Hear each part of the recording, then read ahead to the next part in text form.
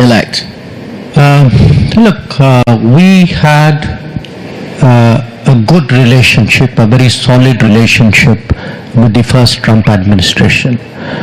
Yes, there were some issues, mostly trade-related issues, but there were a whole lot of issues on which actually President Trump was very international, he was very forward-leaning, and I remind people that it was actually under Trump that the Quad was restarted.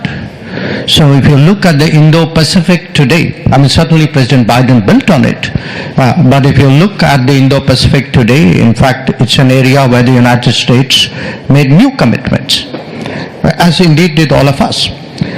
So I would say from our perspective, quite honestly, I mean, there's a certain personal relationship between Prime Minister Modi and President Trump.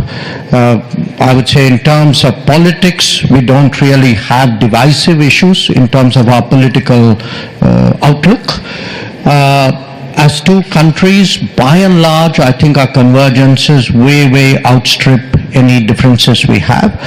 Where the BRICS remark was concerned, I think, I'm not exactly sure what was the trigger for it, but we've always said that, look, India has never been for de-dollarization. Right now, there is no proposal to have a BRICS currency.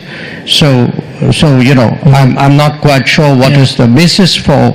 He said if you stop pegging it to the dollar, but there wasn't a threat to do that, was it? Well,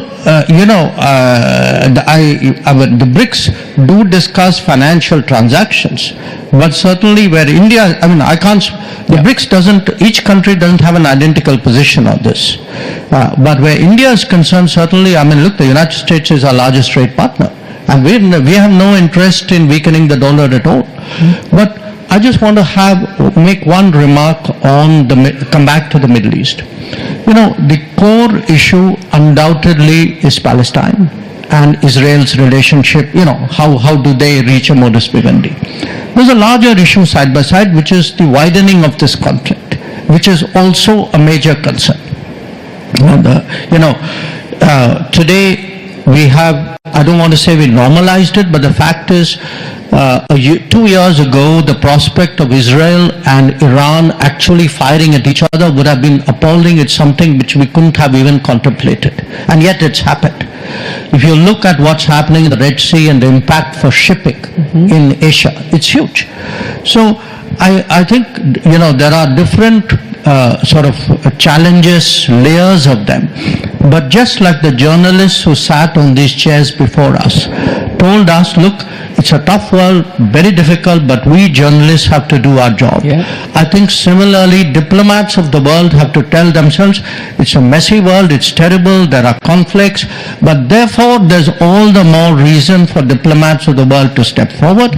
And that era, which we saw in the 60s and 70s, which is either the Security Council managed it, or a few countries, mostly the major powers did it. I think that era is behind us. Yeah. I think all of us in different ways need to step forward.